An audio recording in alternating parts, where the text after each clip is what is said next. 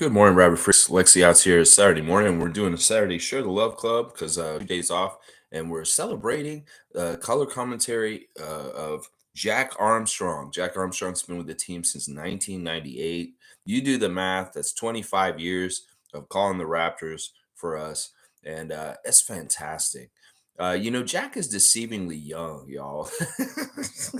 He is deceivingly young. This is something about Jack. This is a phenomena that I've noticed in my middle age that's crazy. That, when you're an 80s baby and you watched all those old shows like Cheers or Night Court or stuff like that, you think that these people are way older than they are.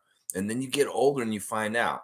Like even Golden Girls, the ladies from Golden Girls were a lot younger than they portrayed in the TV show. And then when you get older, you're like, holy crap, you're a lot younger than I thought.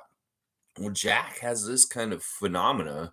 If he's 63 or he's 60 right now, y'all. He turned 60 this year. That means when he started with the Raptors, he was like in his 30s. So, like in the very beginning, when he started with Chuck in the 90s, he was in his 30s at that time. So, I've always thought he was older than he is. And then the one thing that people always talk about is they're shocked that when they find out that Leo is older than Jack, because that is true. Jack is younger than Leo Routens, and nobody ever gets that. Maybe it's because Leo does such a good job of keeping himself looking so young, and Jack has just been Jack this whole time. I don't know. We love Jack because Jack is a true New York guy. He's got that accent. He's got the whole New York personality, and he's part of who taught us basketball, and that's part of why we love Jack, is because he literally is one of the main people that taught Canadian people the really intricate rules about basketball. That's a big deal because in some ways this market up here did not understand the game of basketball in the mid 90s when we got the Toronto Raptors expansion team.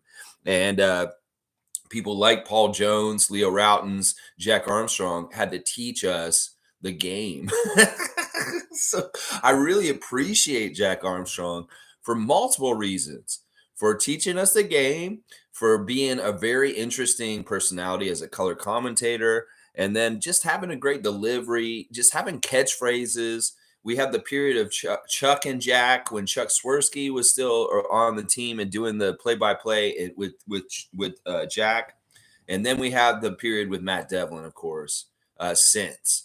And it's crazy because the Matt Devlin period is way longer now than the Chuck Swirsky period ever was. But we still remember Chuck and Jack together. They were something else as a team, also. But I actually prefer Matt and Jack at this point. It's kind of crazy because Chuck Swirsky was like really, really good calling the Raptors games during that period of time. And it sucks that Chuck went to Chicago, but he had to. But hey, Matt Devlin, you've been amazing since. Holy crap. All right, let me check in with y'all's comments. We really are just kind of doing a little bit of house cleaning today and talking about Jack Armstrong. Not really a whole lot of big stuff to do today, really. I mean, I looked at the Instagram stuff and there's not a lot there. And yeah, we could talk about the in-season tournament debuting last night. That's pretty interesting stuff that went down last night. We can talk about a little bit about that also. All right, let's see. Trevor J's here. Good morning, Raptors family. Happy Saturday. Happy Saturday to you, Trevor J. And there's the red light. I have it turned on with Marquise Noel on it, number 24, victory. And there is the Trevor J Cup, the in-season tournament trophy for our channel.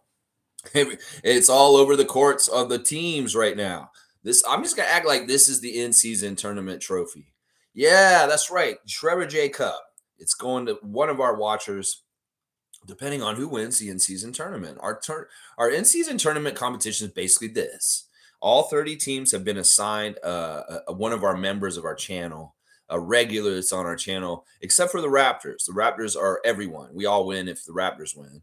But every other team's got one of these. So last night, we had Brooklyn beat the Cleveland Cavaliers in our group. Well, Bradley has the Brooklyn Nets, and Cool Cat has the Cleveland Cavaliers. So if that team that they're assigned wins, if the Brooklyn Nets win, Bradley gets this trophy. If the Cleveland wins, Cool Cat gets this trophy. So it kind of works like that. each of the regular members of this channel has been assigned a team for maybe alphabetical reasons or just association reasons. Like Race Mode Daily got Indiana Pacers, that stuff like that. So yeah, it'll be interesting to see who eventually gets the in-season tournament Trevor J Cup. And is it a frivolous thing that I'm giving this to someone? Just like it's frivolous that they're doing the in-season tournament? I don't know. We'll find out at the end. Maybe it'll be fun. Maybe it'll be fun. It looked like it was fun last night with those weird, crazy, colorful courts they had out there. They noticed, this is something the NBA is putting out this morning, that Friday's margin of victory was 4.9 points, the second smallest on a single night, minimum of 7 games in the last 10 seasons. So, what are you saying? That these guys don't play competitively on other nights? That when you put some sort of money stake on there and you make a big deal out of it, these guys have another level of competition that the NBA can play at? Because these games were all very close last night for this in-season tournament. And in some ways, NBA, you might be divulging that your guys kind of loaf most of the time. And that is why all of a sudden these games are super close and competitive. Brian Windhurst.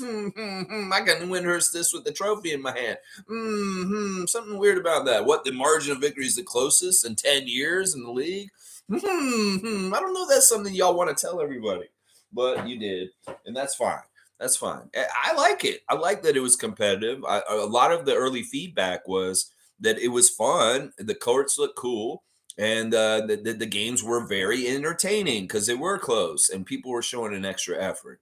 So there you go. In-season tournament, checking off a couple of the things they want done with what they're doing. There you go. Cowboys here. Canadian cowboy. Yeah, I'm a cowboy.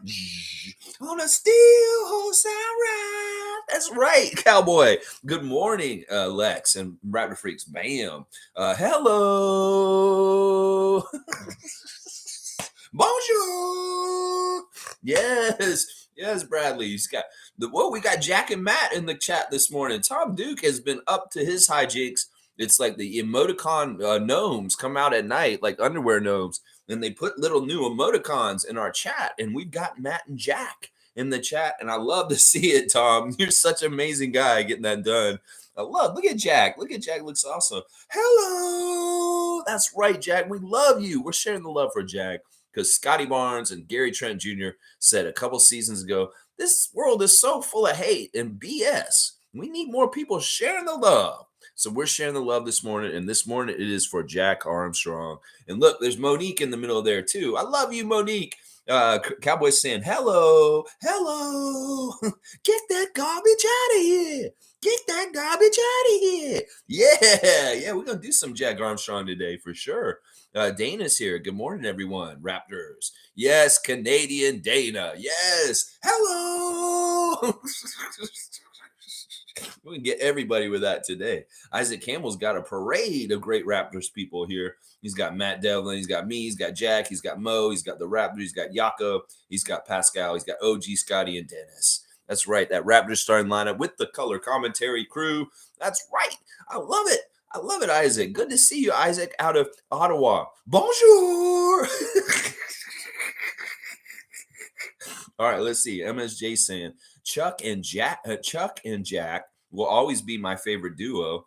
They were really funny in their losing Imago years. Only reason I kept watching. Also, watch the Golden State Oklahoma City game a bit. Chet is for real. Dort for Canada. This was interesting. And I wonder about the end of that game because it was kind of fishy a little bit. The Thunder were winning and they had a good lead with not a whole lot of time. And somehow, some way, the Warriors figured out how to win that game. In some ways, it's in the interest of the NBA to have the Warriors do well. So I'm very skeptical of the Warriors winning this game at the last minute. I know they got Steph Curry and they've got all the Warriors and stuff like that, but the Thunder had that game in their hand from what I saw on the box score watching. Why did the Warriors win that game by the end of it is what I'm wondering, because it did really look like and seem like the Warriors were going to lose that one. Brian Winters, why is the Warriors winning in a close game like that? I'm going to be very fishy about that kind of stuff. I'm going to be thinking it's fishy as hell. When there's really close games in the in-season tournament, and certain teams may get water flowing to them to win.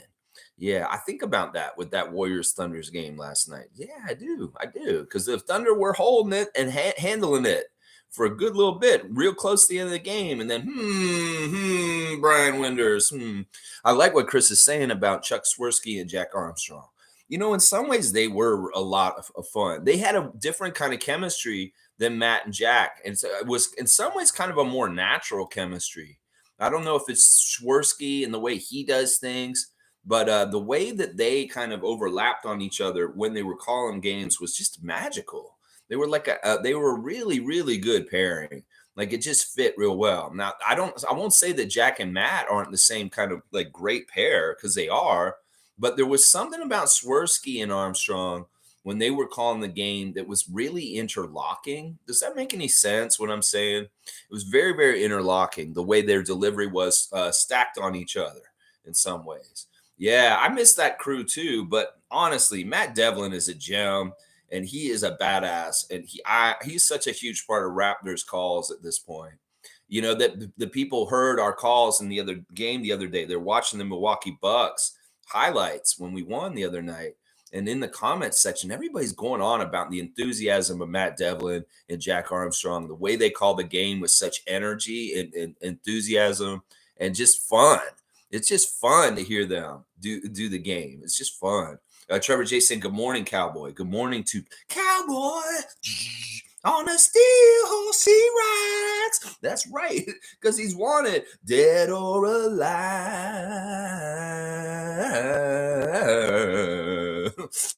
Tom Duke has got Jack Armstrong on his comment here, and it says, "Get that garbage out of here." Good morning. We, the North, have much to be thankful for. That's right. So grateful for a young man named Scotty Wayne Barnes and the emerging star that he's becoming. So grateful to have a new coach with a new share it all philosophy, getting different people involved and different bright future kind of stuff coming up. Seriously, lots of things to be grateful for, Tom. And if you're coming at me negative or thinking, what the hell, Lex, you think things are grateful in Raptors land right now? I would tell you to get that garbage out of here, bringing in any kind of negative slant or perspective on the Raptors. In some ways, you may just need to be a little more patient if you're having trouble with the Raptors right now. Maybe you just go away for a while and you come back when things are better. And I won't be mad at you. I'll just be saying, yeah, you can't handle the tough times, but that's fine. We'll go through the tough times, the hardened Raptors fans, and y'all can go away and get into other hobbies for a little while. And then when we're winning again, you can start coming back. And I won't care. It's fine. We'll be happy to have you back. How about that? How about that? So get that garbage out of here if you feel like being overly negative about the Raptors right now. That's right. That's what I'm saying. Let's see. Tom's also saying, I like what I saw from the flashy in-season tournament.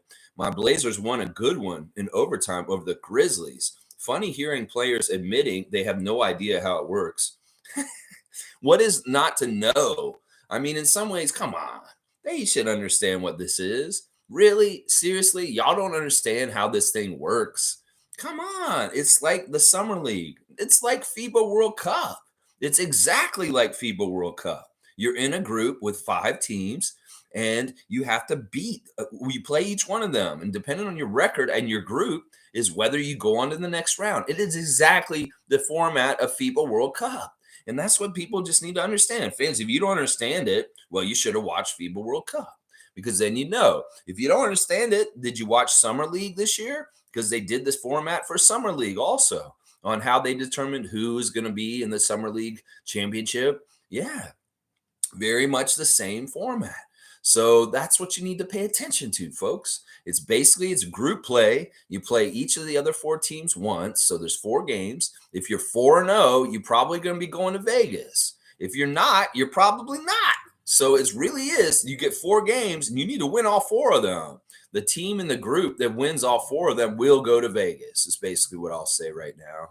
So right now in our group, they had the Bulls versus the Nets, and the Nets won a close game. So this Bulls are in trouble already. they've already got a loss. That's the thing. You cannot lose in these in-season tournament games now. The 4 games before, if you really want to try and win it, you have to be perfect. So that's the thing. They're going to take the teams from each group that are perfect, and they're going to go to Vegas. So you can't mess around. And this is the thing. They did, once again, let's do a little Winder sing on the schedule makers. And like, all right, they started the in-season tournament last night. Well, when do we play in the in-season tournament? Not for another 2 weeks still.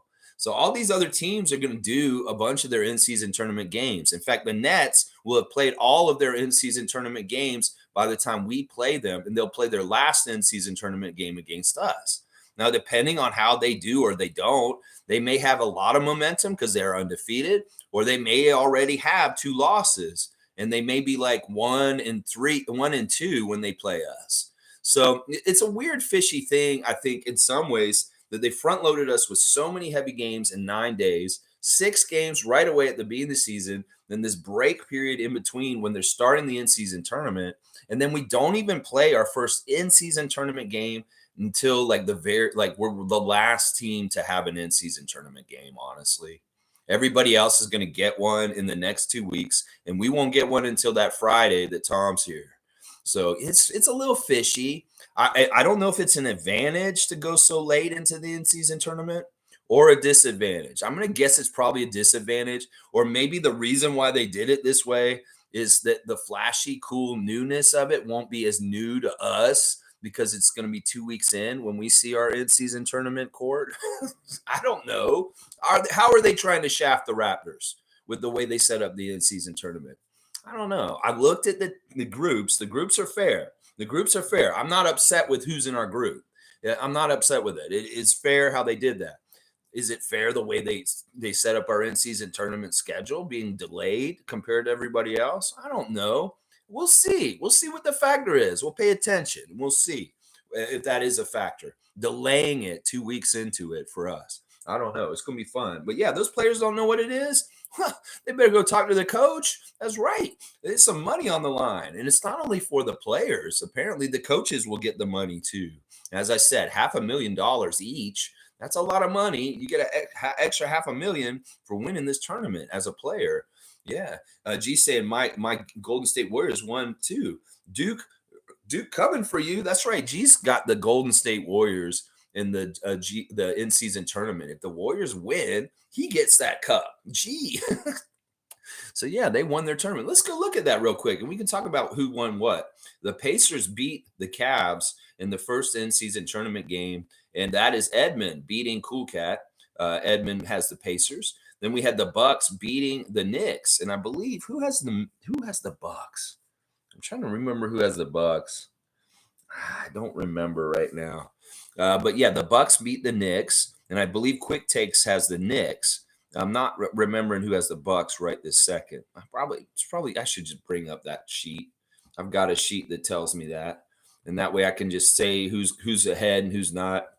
But yeah, NBA Quick Takes is New York. I know that.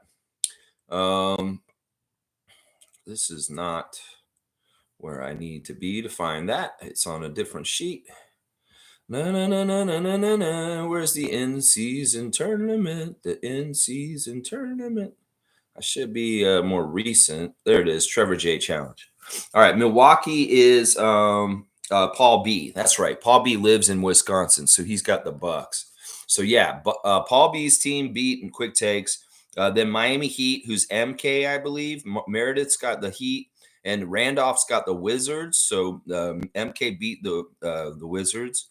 And then Bradley beat the Bulls, and the Chicago Bulls are for Sue, I believe. Sue's got the Bulls. It's played against Sue. So, and then the other ones, the Nuggets are Monique, and the Mavericks are Dana, Canadian Dana, in that game. And then the Memphis Grizzlies, I believe, are MSJ, I want to say. Yeah, MSJ, Chris. And then the Trailblazers are Tom Duke's team. Yeah. Yeah. So there you go. So winners last night, Edmond, Paul B, Meredith, Bradley, Monique, and Tom Duke from the games that happened last night. There you go. There you go. Tom's saying, Darko, bring it. Laugh out loud. Yeah, but it's kind of dark outside this morning. It's raining. I wish they were playing today because they win on days when it rains in Toronto. But yeah, and, the game's tomorrow, 3:30 in the afternoon tomorrow. San Antonio Spurs. I'll do the preview tomorrow. So yeah, be ready for NBA action. We're seeing Wemby tomorrow at 3:30. Afternoon game, just so y'all know. Let's see. Naco the Nacho saying, if Jack didn't have the beard, I'd think he's younger than Leo. He has a youthful delivery. It's not his delivery. His voice sounds old. That actually is what messes him up. And he's just like one of these guys who like looked old early in his life. And he just has stayed that same look for like 20, 30 years. I think seriously, when he was in his 40s, he looked like he was in his 60s. I don't know why. Some people just have that. They just have that for some reason. Maybe because he's old school and he always had old school style. I don't know. Chris is saying that Tom Duke. I have no idea either. And Jack was in his 30s. The Estelle Getty of the NBA. That's the perfect person to compare him to. Estelle Getty of the Golden Girls. She was actually one of the younger Golden Girls, but she played the oldest one, the mother, Sophia. Yeah. Tom Duke has, Jack Armstrong has that Estelle Getty quality. That's true. That's a really good comparison, Chris. Very, very good. Yeah, I don't know. Jack is just deceptively young. Let's put it that way. He's deceptively young. It's great because that means we'll have him for longer, longer, longer. That's right. Chris is also saying off topic, but nice to see Sam Bankman and his girlfriend convicted. I don't know who they are. Jesus, who plays them in the movie going to be made about the biggest scam in world history. Can't wait to see. I have no idea what the story is. I've never heard those names before, and I have no idea what you're talking about. So I can't opine on this. I'm sorry, Chris. I'm going to keep moving. Fiercely saying, good morning, fam, and happy Saturday. Good morning to you, Fiercely Salsera. Hi, I hope you're having a fantastic day. And hello! Everybody's getting a hello today. Let's see. Tom Duke saying, our tournament makes much more sense. I don't know, Tom.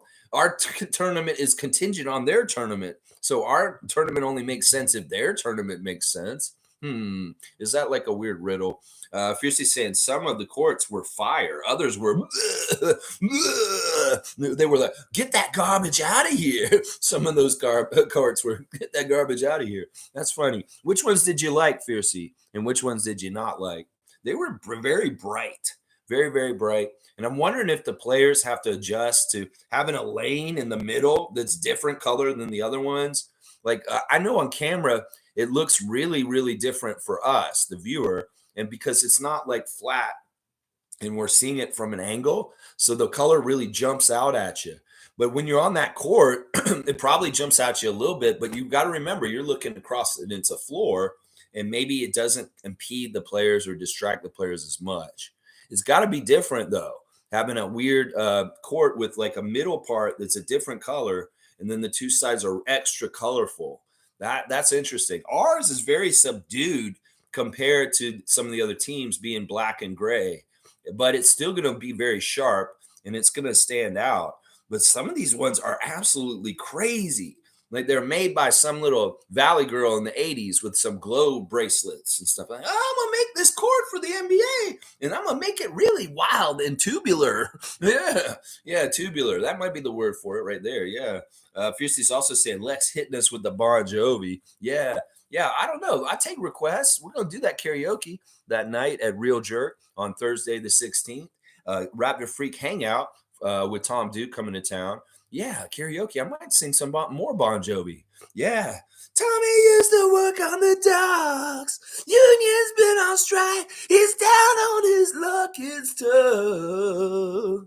So tough. Gina works at diner all day. Working for a man. She brings home a bed for love. The love.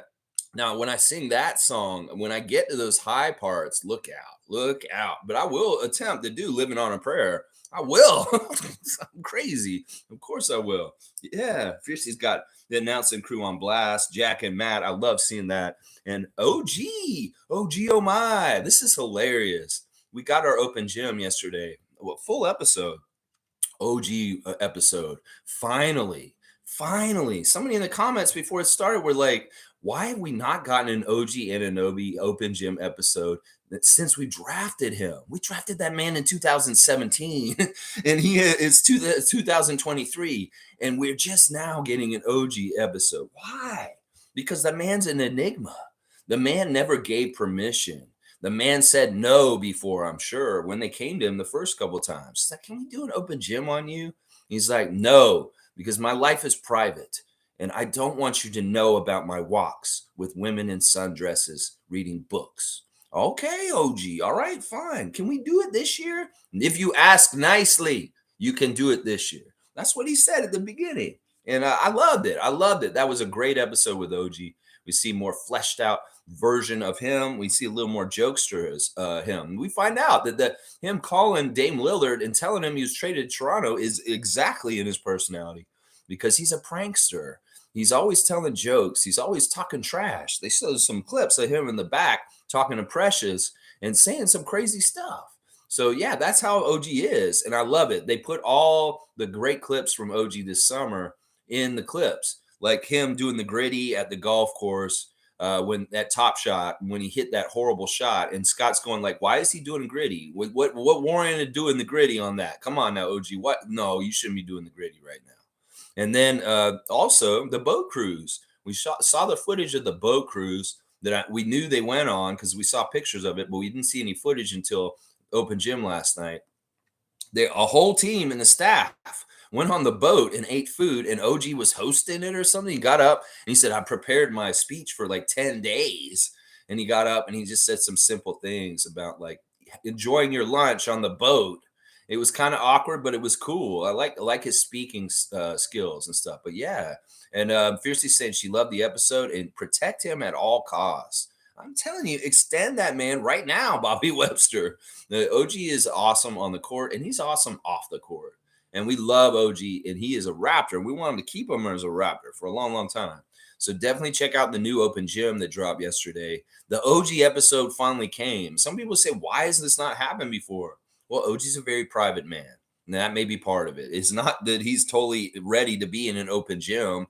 He was until now, and now he's ready to be in the open gym and divulge the secrets of his amazing personality. Yeah, before he wanted to be that enigma, and Open Gym may have messed up his cover. And he's like, no, not right now, Open Gym. Get out of here, Dan Gladman. I don't want to do it. I told you last year. Well, please, OG, can we please? And maybe they came in cowering and on the ground and say, OG, please do Open Gym this year. Please. All right, if you ask nicely, I'll do it. All right, there you go. So OG's Open Gym is out. Definitely watch it. Get those numbers up. Yeah, we'll get those views up for OG's Open Gym. That's right. MSJ saying the refs were very easy on Golden State and hard on Oklahoma City. It really is the case that the NBA refs massage games. Yeah, they decide where the water they want in the flow. That's why teams got to be so badass and just be like defiant. Be like, yeah, okay, the refs are trying to help them win. Well, let's fuck them up. Let's go against their plans and let's make that not happen. That's the way I would be if I was a player in the league and I had very, very incredible talent like Scotty Barnes. I would be like, you know what? This isn't right. And my sense of right and wrong is kicking in right now. And I want to do something about this because I can, because I'm an overwhelmingly talented, dominating player. That's what I want. It's like someday it's like superhero kind of thinking. It's like, this isn't right. This is evil. This is wrong what the referees do to massage the game the way they want to. I want to make it go against what they want, just to teach them a lesson. That's what I want more of from Scotty. Yes, to tell those refs, you gonna try me? You gonna try me just like the other team? Well, I'll beat 8-on-5 then. I'll beat 8-on-5. Yeah, that's what I'm saying, Chris. I didn't even have to see the game to understand this. Like, oh, the Thunder are beating the Warriors in the last couple minutes of the game. Let's see if that holds. Because in some ways, I know the NBA wants the Warriors to win this game. So in some ways, I'm watching y'all like that, NBA. So maybe you should let some of your favorites lose. Then it won't look so fucking fixed. The certain teams you're directing to go to Vegas by the end of this thing. I'm watching you. This first one is the Thunder game where the Thunder had a good, nice lead. and somehow miraculously the Warriors get nice calls, and all of a sudden they won the game. Brian Winders, get that garbage out of here. That's what I'm saying. That's right. Nako's saying OKC is the true number 2 away from being a real good. So you think they need somebody to stand beside SGA, and then they'll be even better. This sounds like the kind of talk they tell us we need. I'm not about this, Nako. Let's not tell Oklahoma City they need a number 2. They got people on that team that can step up and be the number 2 next to SGA. Maybe it's Chet. Maybe it's young Jalen Williams. Maybe it's Lou Dort. I don't know. But yeah, maybe they do need a secondary guy that kind of steps up next to SGA, helps them carry water to make sure they win. That's interesting. G saying, I think Warriors won due to veteran IQ and knowing how to close out. They are my in-tournament team, so nothing fishy here. See, G is politicking for them. He has a vested interest in that trophy next to me. And okay, G, well, we'll take your comment and we'll document it in the blog. It's a good case that he's making here. Is the veteran IQ, the veteran savviness of Chris Paul and Steph Curry and Draymond Green and those guys that gets them through those situations. Sure, it's that coupled with a little bit of hand holding. Let's just put it that way. Carlo's here. Good morning, Carlo JS, who has joined our Raptorsfreak Facebook group, and he's getting all the information now.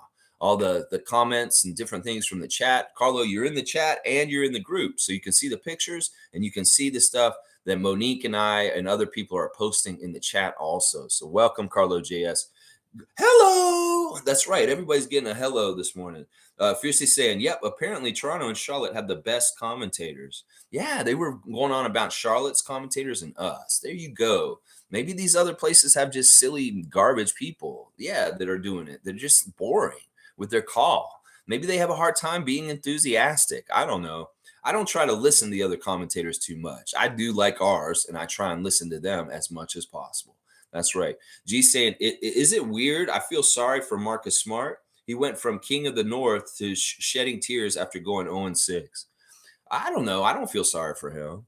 No, I don't. The Grizzlies, in some ways, they're just laying in the bed that they made at this point. John Morant being out with suspension, Steven Adams hurt. Darko could be a factor in what's going on with the Grizzlies also, y'all. You got to realize this.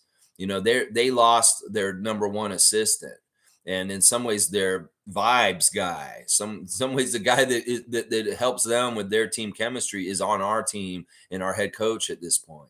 So I think the Darko has effect on this also. But I'm not worried about the Grizzlies. You can't think about them or worry about them until Ja comes back and he gets back in a rhythm and does stuff. I don't care about Marcus Smart. It's life. In some ways, that wasn't up to him. The Celtics traded him. It wasn't his choice to go to Memphis. And in some ways, that really kind of broke his heart. So in some ways, yeah, fuck you, Celtics Nation, for stabbing your heart in the back. You stabbed your heart in the back. You really did. And that poor man has to change his hair from green to blue. And he's 0-6 at this point. Yeah. Do you feel good about yourself, Celtics front office, for doing that to such a loyal, tough guy that was an icon in your team and did so many good things for you for a long time, that you did that to Marcus Smart? You feel good about that, Brad Stevens? You motherfucker, is what I'm saying. Yeah. Tom Duke saying, okay, maybe it is easy to follow. It's just that it's new. And when things are new and you haven't seen it done before, you're kind of like, I don't understand. It's kind of like when you watch a movie for the first time. You don't know what the next plot twist is or what the next thing's going to happen in the movie. But once you've seen it, this is that part coming up in New Jack where Pookie starts smoking crack again. Damn, I wish he hadn't started smoking crack again. Pookie, no, Pookie, don't smoke crack. Well, you don't see the movie. And then at the end, spoiler alert, the old man shot Nino Brown and he fell into the middle. Oh, yeah, I remember that part now. So you just haven't seen the movie yet. Once you see the movie and you understand how it goes, you'll understand the tournament. That's what I'm saying right now. Yeah. All right, let's see. Nako saying Grizzlies need Ja to make their roster work. Yeah, he's their best player. Of course they do. They need Steven Adams to make their roster work too. They really do. Bismack signed in the Grizzlies now. Bismack Biyombo, former Raptor, is coming to save the day at center. for them. Let's see how much minutes he gets for them, whether he gets some production. Let's see. Tom Duke saying Jack has 3 kids, all of color and adopted. They all say he is awesome, of course. One of those really special souls. I looked into his life a bit. Jack has made lemonade out of lemons. There you go. Yeah, I seen a picture recently of Jack and his wife with his boys, and one of his boys got married. And yeah, he adopted 3 sons, and it's awesome. They have an awesome family, and really awesome to see the one son getting married and the happy faces of the Armstrong family in that picture. I did do a little bit more research for this stream, but in a lot of ways, I kind of already know a lot about Jack, and I didn't really need to go look at stuff. I mean, I look at his Wikipedia, and some of the stuff that kind of stands out to me is that he's a big, huge fan of Buffalo Bills and Sabres. We knew that, and it does say in his Wikipedia very clearly he's a fan of the Toronto Raptors.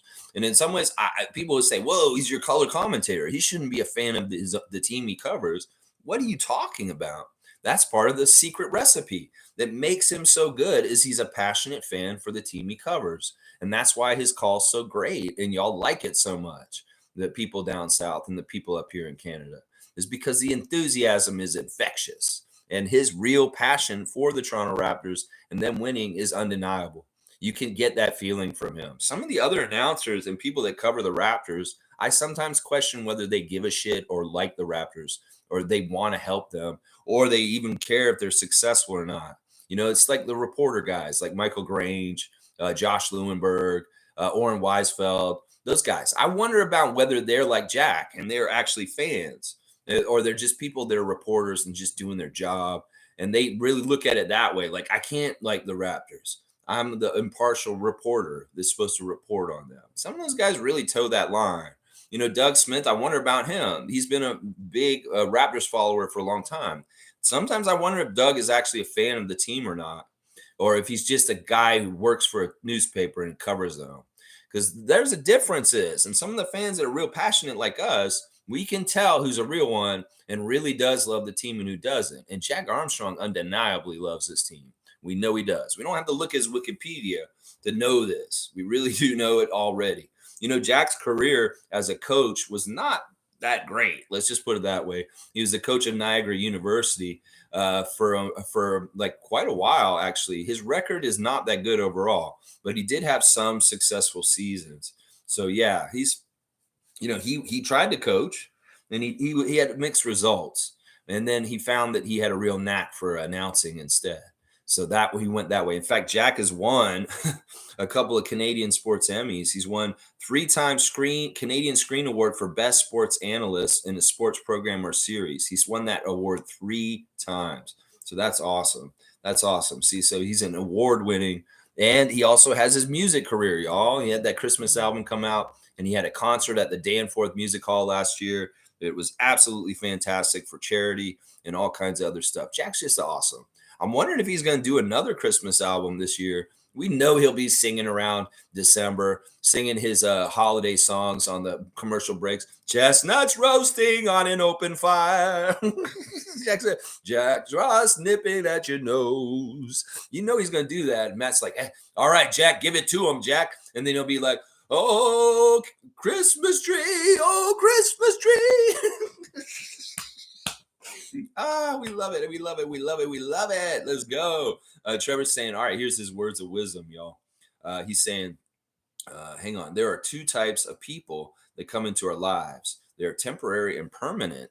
Temporary people come to teach us lessons like hurt, pain, selfishness, heartbreak, dishonesty, and loyalty. Okay, Trevor. Sometimes the temporary people don't have to teach you that too either. Sometimes they can teach you beautiful lessons and they're not negative lessons. It's just that the time that you have with that person has passed and it sucks. It's sad, but it doesn't have anything to do with negative stuff. The permanent and temporary people can be flipped. It's sad when the permanent people are the bad people that you have to have around because of whatever reason, whether it's family tie, whether it's whatever. So yeah, you can't just separate them by permanent and temporary as bad or good. because sometimes the permanent ones are bad and the temporary ones were good. ah, so yeah, I mean, I can't just say that because I've had some temporary people in my life that have been absolutely great for me, and they were great for the period of time that I had them, and that's it. So I can't totally agree with your words of wisdom today because it can go both ways. But I get what you're saying. There's two different types of people in this world. There's ones that'll give you good lessons that are helpful, and they'll be positive, and there's ones that'll give you bad lessons that'll be negative, but you learn from both. Trust me that you learn from both. Chris is saying, so the reason for the ist is to sort of sprinkle in more meaningful games. Oh, this is a short for the in-season tournament. Okay, ist. Yeah, I don't like acronyms. I understand they expedite spelling, but sort of sprinkle in more meaningful games and then have a finals in Vegas. Good idea to keep things motivated, I guess. Well, this is, Adam Silver has had this baby in the incubator for a couple of years now. It really is his thing, and he wants, the in season tournament is kind of playing off of the play in tournament. As far as the success of the play in tournament made him more bold to be more crazy with this kind of stuff. The NBA's numbers in the fall for watching are down, and in some ways, it's still football season for people when this is this time of year. This World Series just wrapped up. Congratulations, Texas Rangers.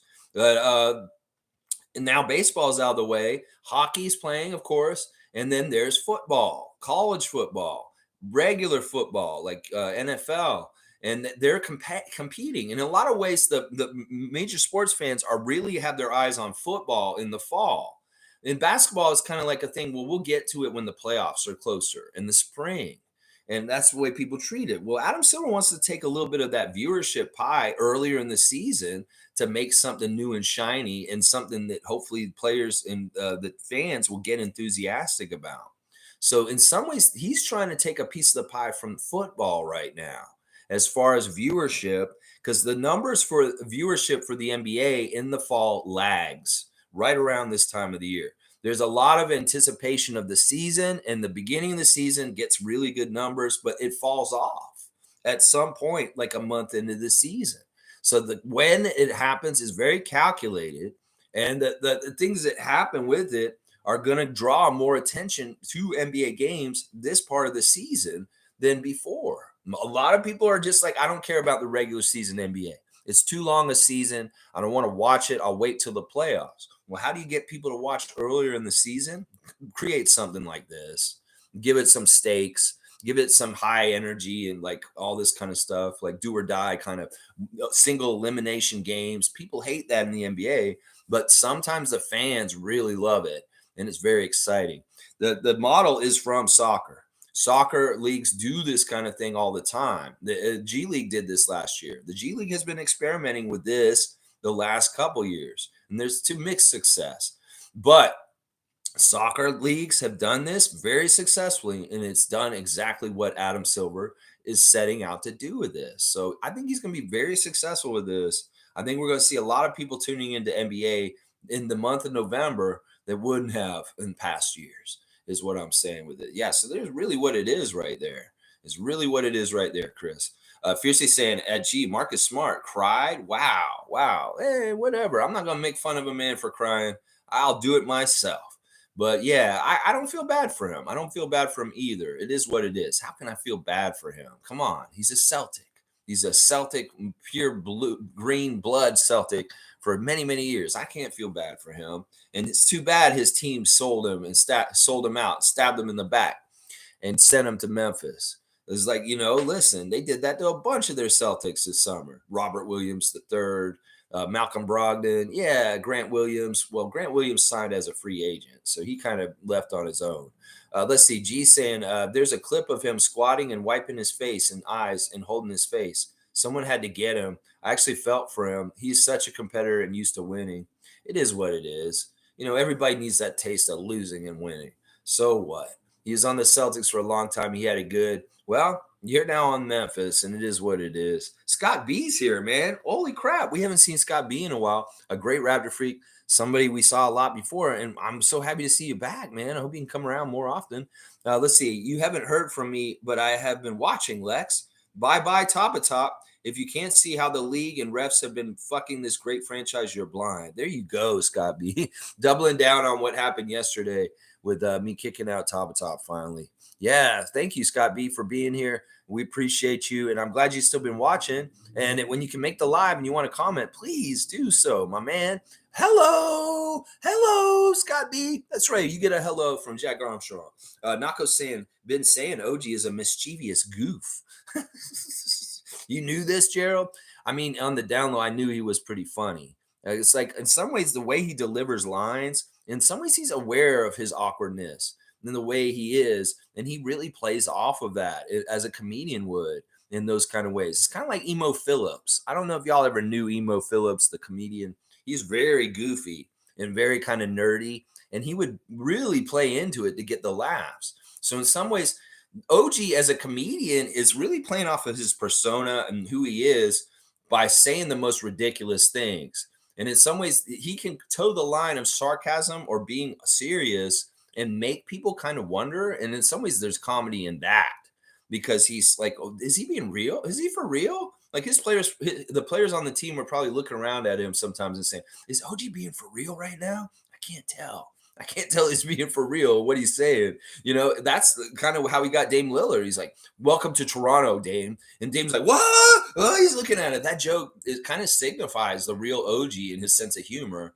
Finding out that he texted Dame Lillard a week before he got traded to Milwaukee saying, welcome to Toronto. That's so funny. Oh, OG's awesome. He's on the down low. He's really a prankster. And he uses his persona to make the comedy happen in some ways. Cool Cat is here. Good morning, Raptor Free crew. Hello. Good morning to you, Cool Cat. Always happy to see Cool Cat in the chat. Nako's saying a lovable, mischievous goof.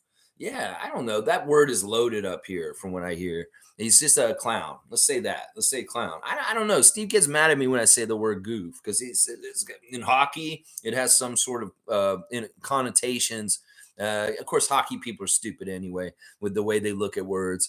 But like a goof, it means something bad to some Canadians up here. As far as something you say that you get punched in the face. It's like Steve said, "Oh, don't call me a goof, man. I'll punch you in the face." I'm like, "Whoa, Steve." I'm like, "I'm not meaning it." He's like, "You're acting goofy. You're being a goof." He's like, "Don't you say that, Lex." He's like, he wants to fight me over being called a goof. So it's an interesting word. In some circles in Canada, that's them's fighting words. Drop the gloves and I'll punch you in the face. At least in hockey circles. Let's see. PS Shooter 43 is here. Great Pascal Siakam stan.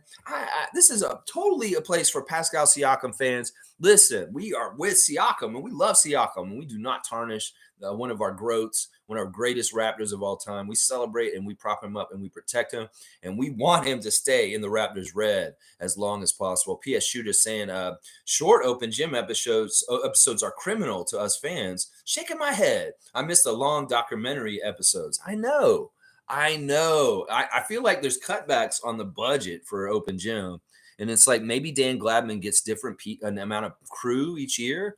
And he's like, but I would really work better with a 20-man crew on this project, MLSC. Give me 20 people. Like, no, you got to cut it down. You only got 10 people working on your open gyms this year. Well, you're okay. The editing is a long process. To make a show like Survivor or Amazing Race, they go through so many hours of footage to cut it down, to edit it into enough.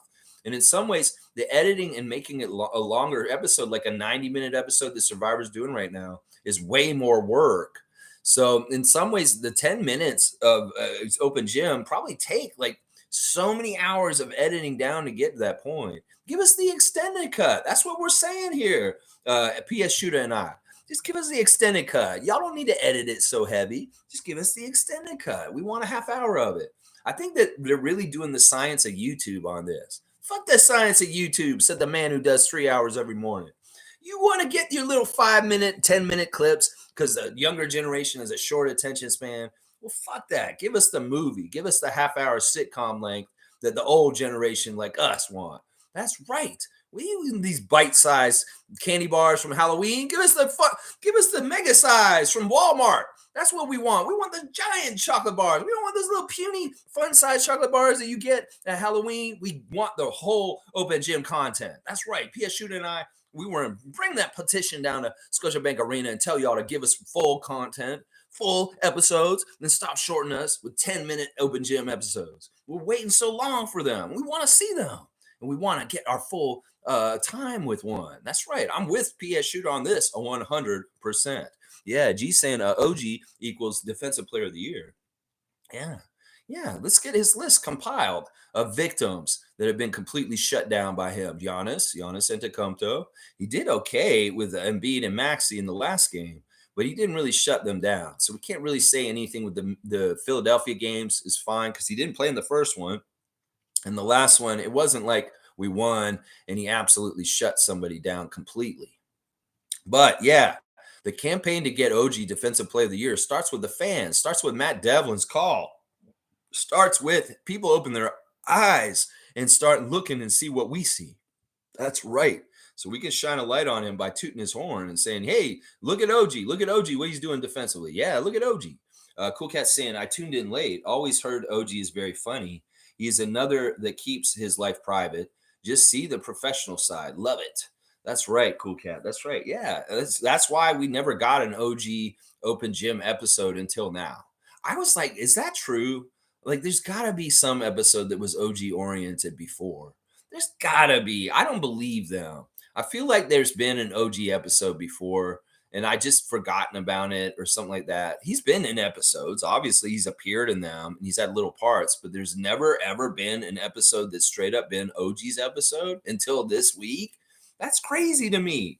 That's an oversight. Maybe that's why he's not getting Defensive Player of the Year consideration more. He needs to be on Open Gym. Scott B's also saying, love what Masai and Bobby have done with the team. They're built to combat league bullshit. We the North. There you go, Scott B. Going in the international direction with a Serbian coach and a German point guard and a little bit more FIBA style showing up in our game. I like this. In fact, I feel like this is partly the hybrid of the future. That in some ways, the teams that are going to do the best in the league, like the Denver Nuggets, are going to be teams that employ FIBA stylistic kind of stuff to them. That team play is so fruitful. And what we are building with our offense, in some ways, it could be the next thing that is like copycatted around the league in some ways. You know, Nick Nurse got copycatted like crazy with his success early in his Raptors coach career. I think Darko might get that too, depending on how successful he is with this offensive system in the year or two to come. So we'll have to see. I'm excited about it too, Scott, and I'm glad that you're really buying into the changes that happened this summer and you're enthusiastic about them. Some people are not, and more Raptors fans should be. They really should. Cool Cat saying NBA wants a narrative for the first in-season cup. That's right. They can't have the Warriors crap the bed to the Thunder in the first game and not be involved later on. They do want narratives. They do like to write stories. They do like to write some of the stuff that happens with their league beyond just competition settling it. Yeah, they do like to write some of that stuff. That's right. And I say, get that garbage out of here, NBA. Let them play on their own merits and stop hand-holding teams like the Warriors. Nako's saying they can definitely develop a number two with who they have, no question. Oklahoma City has good assets, so I don't think it's hard to get a number two. It'd be faster to trade for one, but they can develop one. Well, Nako, you got to think about the schedule the Thunder are on with their team. They kind of develop at the same pace of where they're going. So it doesn't make any sense to just throw in a ready-made two right now. They need to just go ahead and put that carrot in front of those other players other than SGA and say, who wants to step up next to him and be the number two? And that has to happen naturally with the progression and the natural growth of the Thunder's young core. And if you throw in somebody like if you went and got Paul George back to Oklahoma City, which would be absolutely hilarious if that happened, it wouldn't work because he's not on the same time frame as them. And it's like he's almost done with his career. And they're going to be like they're still like 3 or 4 or 5 years away from being a top team in the league if they are ever going to be one. So let's see. Cool Cat saying, I think no former NBA champion should win the cup. You think so? I don't know. In some ways, it'll be interesting to see how this pans out and whether the in-season tournament winner, how they do in the NBA playoffs. There's a lot to kind of figure out in the inaugural in-season tournament and its effect on the season. And I'm very curious to continue and see how this all unfolds. and see if what if the person who wins the in-season tournament is also the NBA champion this year. That's the kind of stuff we're kind of interested in. This very new experiment and seeing how it all unfolds. Yeah, Cool Cat saying Grizzlies will pay for what they did to my villain Dylan Brooks. He was the court tone setter. She's vindictive because of how they treated him, saying under no circumstances you will come back to Memphis. Well, in some ways, Cool Cat saying, well, under no circumstances will success come back to Memphis either. Yeah. Yeah. I don't know. I'm not vindictive like that, and especially not for Dylan. He makes his own beds. He needs to lie in them. That's part of the fun of being a Dennis Rodman type villain. Is like, look, you made this situation. You got to live through it. And you know what? It's no big deal to him. He doesn't mind. And in some ways, we shouldn't be like he needs vindictive stuff for him done. No, he causes a path to destruction, and he's perfectly fine with the chaos and the craziness. And what is he that upset about not being in Memphis right now? I don't think he is. I don't think he's that upset about it at all. Fiercely saying, "Gotta go, fam. I'm currently at my daughter's basketball tournament. Wish us luck. Good luck to Fiercey's daughter's basketball tournament and her daughter's team, and kick some ass. Yeah, yeah. Bonjour. That's right. Kick some butt over there, Fiercey's daughter, and get most rebounds on your team. How about that? I didn't even say get the most scoring. Just get out there and get all those boards. Yeah, board woman gets paid, Fiercey's daughter, just so you know that. That's right. You go get those boards. Board woman gets paid. That's right. That's what I'll say on that. Cool Cat saying, love that we honor. Hello, Jack. Yes, hello, hello. It's like that guy on that movie with Will Ferrell, Ron Jeremy. Ron Jeremy? What did you say, Jack? Ron Jeremy? Yeah, Ron Jeremy. Ron Jeremy. Yes, the Ron Jeremy moment. The speaker on fire and the bullshit that they had to say during that game against Indiana Pacers was fantastic. They had to kind of like ad lib for like a half an hour while the firemen were trying to put the fire out in the speaker fire, and they were really uncomfortable. It's like one of those moments on CNN or something where the news broadcaster's like, well, we're live, but I don't know what to say because things are weird right now. Normally I would just call the game, but I can't because there's nothing going on.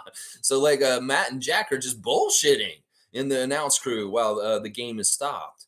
And that's fun. That's fun when they're in there kind of out of their element and they're kind of like they got to just like free flow and just talk about stuff. I mean, we've seen these guys eating in the middle of the broadcast in the last year. Forget about it, Raptors Tonight, which Leo got really mad at the he got mad at the chat in one of the Raptors Tonight the last week, where they were making fun of them eating all the time. And they're saying stuff like, why are you putting stuff in your mouth when you're supposed to talk to us? And I get it. It is kind of rude. But Leo got really angry. He's like, I'm chewing, and then I stop chewing when I make my comment. And Jack's like, yeah, me too.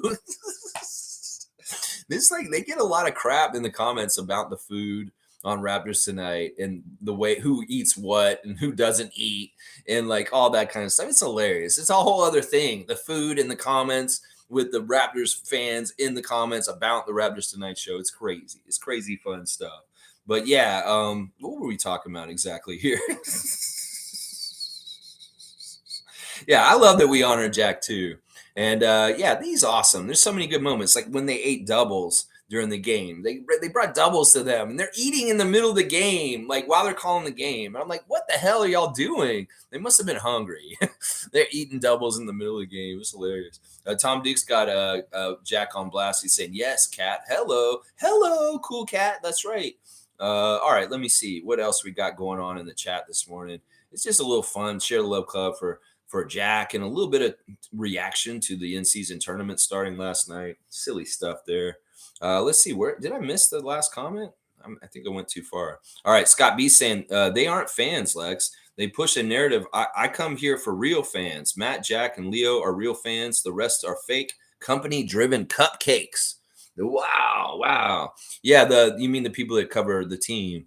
Yeah, in some ways they're worried about their jobs and trying to go and do other things. It could be that Ted Rogers calls them in there and he says, Michael, come in here, Michael.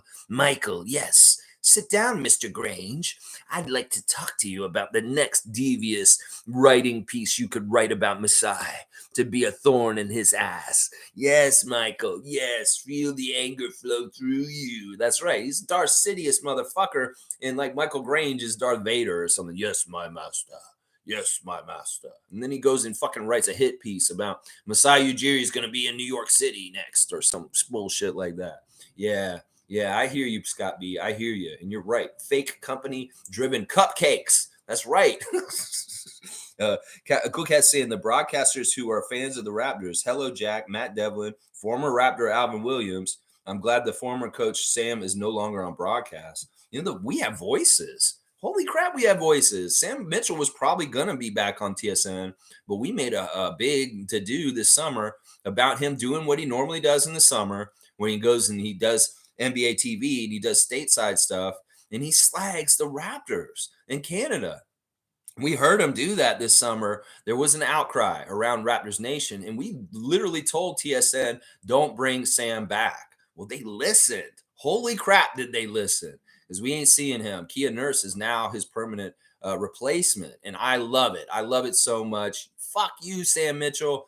You were a coach a year for us, but you were a shitty coach and toxic coach for us also. I know what you did to Rafer Alston. Yeah, I do. I know what you did to Chris Bosh and those guys when you're coaching them. So yeah, in some ways we make our voices heard and things happen. Like stopping the green belt stuff, stopping Ontario Place. The more the people on social media make their voices heard and the popular consensus comes out, the more the people have power. In some ways, it used to be millions of us would get in the street and we make things happen that way. Well, in some ways, we can do it through the computer now and the keyboard. We can get our voices heard and things happen. Like Sam Mitchell is not back with TSN this year. That's very, very much the power of the people right there. Yeah, there's certain ones. The announcers are great. It's sometimes like it's more the reporter guys that are kind of in the press room that ask the questions with the players. They're not necessarily fans of the team. And they would say, well, we're in the press room. We're supposed to be like this. Are the Philadelphia reporters fans of the Sixers? Maybe some of them, but they're also coming at them and picking at them in certain ways. Keith Pompey and his crew. So it is what it is. They have a journalistic Hippocratic oath or something to not be homers for the team, and they really take it seriously. So they try and do fucked up toxic shit instead. Cowboys said, good luck, Fiercey. Bam. Yeah, good luck to Fiercey's daughter in that tournament. Get those board woman. Board woman gets paid. That's what I'm saying. Scott B saying, yet all the league shows about Dylan Brooks is him getting beat by Steph. Canadian-born three-point leader with Steph still in the league is huge. Give this kid some respect. Yeah. Brooks has got his fans. He's definitely got his fans. And he's definitely got his accolades. I think that winning the bronze with Canada this summer was a huge, huge fuck you to a lot of different people. And especially since we did it over the U.S. And so, yeah, there's Brooks is winning on the down low, but the NBA will not let you know that. They will not let you know that. They want him to play the villain, and they will portray him that way. Evelyn said, good morning, fam. Get that garbage out of here. That's one of my favorites from Jack. Evelyn loves Jack Armstrong, I'll bet. If we got Jack Armstrong in the same room with Evelyn, that would be cute. I'll bet you that Evelyn would be like all nervous and kind of embarrassed and maybe not want to talk to him, be a little shy. And I'll be like, Evelyn, this is Jack Armstrong. And she'd be like, hi, Jack. I bet you Evelyn would be like that around Jack. I would bet you money. She might be a little shy around him. It'd be fun. Cowboy saying, hello, Granny Swag. Hello, Granny Swag. Hello, Cowboy. And Scott B saying, I love the NFL, but put the Raptors on Sunday at 1 p.m. and I'm watching basketball. And from Canada. That's right. FU from Canada from Scott B. There you go. Scott B is back in full effect. And on that note, I'm going to give him a dunk for the return of Scott B. And, Northeastern Roofing Company, y'all. If y'all need some roofing stuff done, call up Scott B. He can help you out, man. He's got a great roofing company. I see that Scott is not on here yet because we've kind of started the dunk since he left. So you got a dunk today, Scott B, for coming in strong to the hole and returning to the chat. I love it. Yeah, I'm the same way. I mean, I used to watch the NFL. I was a big fantasy football player for like 10 years. And really, really knew all the players and knew the league really well. But Kaepernick happened, and I was like, this is bullshit. I stand with Colin. If you're going to blackball him, I'm going to blackball this league. So I turned my back on the NFL because of the way they treated Colin Kaepernick. I stand with Colin Kaepernick, and he was ahead of his time.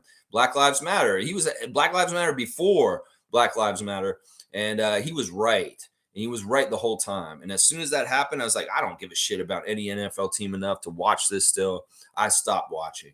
And that really was a big part of it. So yeah, 1 p.m. on Sundays in the fall, I will watch basketball for sure. Like tomorrow, we have a game at 3:30 p.m. against Victor Wembanyama and the Spurs. Some fans maybe wanted to watch the NFL games instead of the Raptors game tomorrow. And that's what I'm saying. The fight for the viewership in the fall is much more intense, with Saturdays belonging to college football and Sundays belonging to the NFL. So yeah, there you go. Tom Duke saying the other day, someone said, "Happy Sports Equinox." Being a sports junkie, I love this time of year. Good work, NBA, on trying to make a better product. There you go. Yeah, the Equinox happened the other day. It's basically when all four sports have a game on that day, and it was because the World Series with football and basketball and hockey all happening on the same day. And this is rare. This does not happen all the time, y'all, that all four of the major sports have games on that same day. They really do try and not step on each other's toes. They really, really do. There's a reason why baseball goes all summer and the other sports go around the winter, because they really, really do want to kind of give each other room to get that sports entertainment dollar from the fans at different times of the year. So the equinox, when it happens, is special. And it only has happened like what, 20 times in the last 20 years. So it only happens like once a year. And that's what happened recently. Tom Duke. Oh, somebody's gifted some subs, y'all. Let's see who gets them. I'll get to that in a little bit. And you're appreciating the NBA on working on getting a better product. Okay, we'll see if this makes the league a better product. We'll see. In some ways, the things that the NBA needs to do to make the league a better product are to try and stop being so like such a superstar showcase league. Stop coveting single individual players and treating them so much differently than everybody else. Everybody has their eyes open. In some ways, people don't like inequality. People don't like unfairness. And the NBA, the way they treat certain players like Joel Embiid, Jason Tatum, Luka Doncic, LeBron James is very unfair. And we can all see it.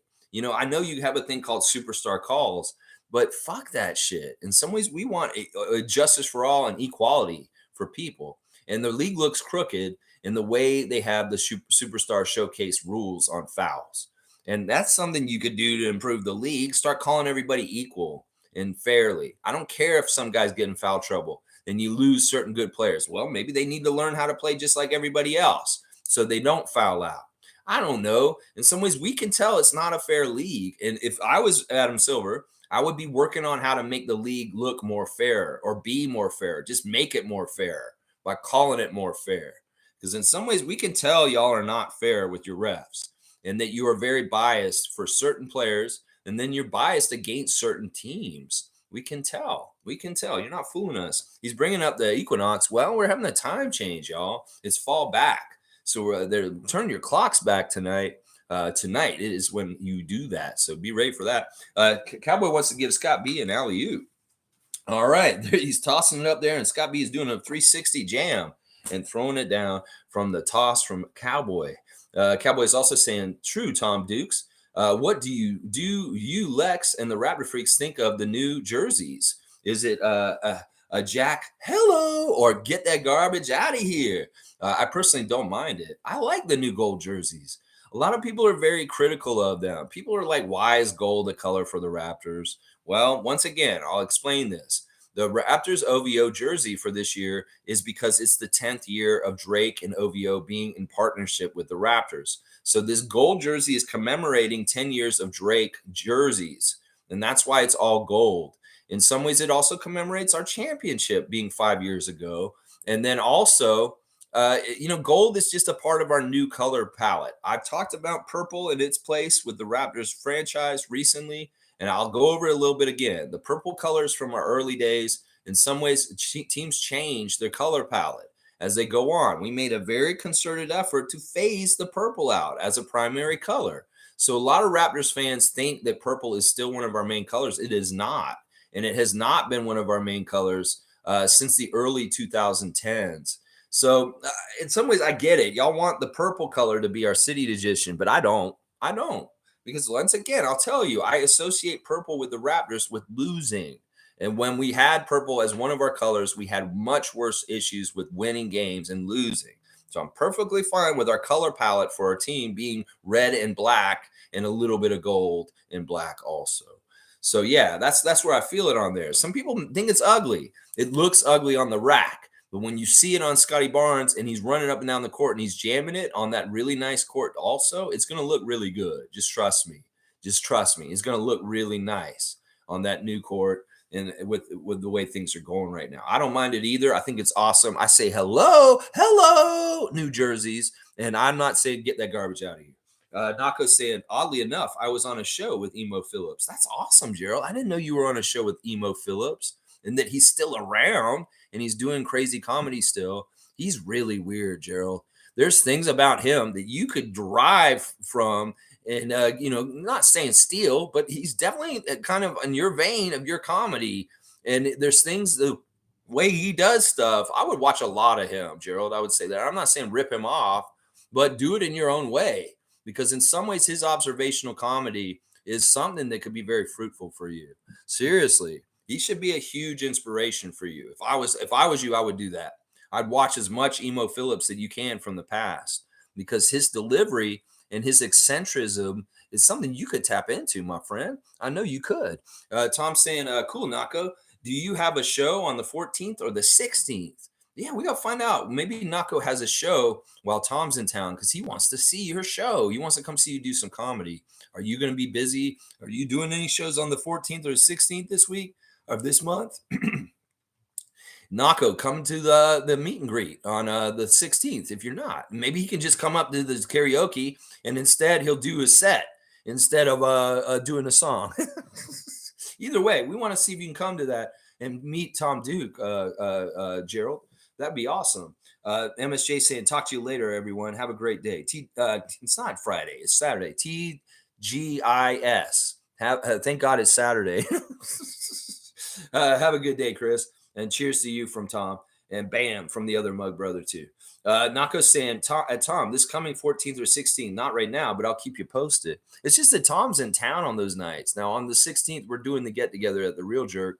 And on the 15th and the 17th, we're going to Raptors games. But he'll be in town for the 14th and able to go see you if you're in a comedy show or something like that then. Tom saying, excellent. All right, yes, in November. Yes, and Cowboy saying hello, and Tom Duke saying love live comedy. He loves live comedy. Yeah, well, even if he doesn't do a show, maybe him and I will do an improv set for you or something. I don't know. That'd be fun. Maybe Gerald and I will both do stand-up comedy for Tom, just privately. Maybe we'll do it at Real Jerk. I don't know. Raps Love saying Scotty and OG are up for it right now. They're up for getting some dunks and winning some games. Let's go, Scotty. Let's go, OG. Let's get that extension done from Mr. Anunoby. Cowboys saying True loves Raps Love, the two-headed monsters. Wayne saying greetings from the Caribbean. Big ups to hang on, it jumped. Big up to Pascal and all the current players. Patience for the coach. From what I see, he knows what he's doing. I understand his motive on the vets. Trust him. Yeah, he's trusting Darko already. I hope that more Raptors fans will trust Darko and give him some time and have some patience. That's what we're asking for. And big ups to you, Wayne, down in the Caribbean right now, having a fantastic time. Holy sunny beaches and just fantastic weather, warm weather. And I will say hello to you, sir. Tom Duke saying Wayne's on a beach. That's right. There's a coconut and there's a raptor freak on the beach with a palm tree. And Cowboys saying, have fun, Wayne. Bam. He's got the umbrella out. That's right. Cowboys saying, is it Miami's broadcaster that says kaboom all the time? Laugh out loud. What a wannabe. Laugh out loud. No, it's Mike Breen who does it. Mike Breen is national, and he's ESPN's national broadcaster, and he's one of their top crews, and he's the one who does it. Yeah. I don't know. I think he's the one you're talking about. I've heard him say kaboom or something like that. Kaboom or something like that. I don't know. I don't watch other announcers. I try not to. Trevor saying Denver looks really, really good. I think they can win it again. Yeah. In some ways, people are saying they don't have that championship hangover. They don't have that lackadaisicalness of like, all right, we won. We can rest on our laurels. We won. No, they're hungry still. And Coach Malone's doing a good job of getting really good results from them. And they're motivated. And they look like they're the favorite this year already to start the season. They're dominating. And they look like they haven't missed a beat since last year's championship. For sure. Denver is looking good. Scott B saying, I got to run, Lex, but great seeing you live again. Us real ones appreciate this channel, and it's real content. Keep up the good work. My first dunk. Yeah, you got a couple dunks, Scott B. I appreciate you, man. Like I said, everybody has different things going on in their lives at different times, and it's not always easy to be here for 9:30. Some of y'all don't like to comment, and you're watching me. That's fine too. Everybody's a part of the Raptor Freak family that's here regularly, whether I know of you or not.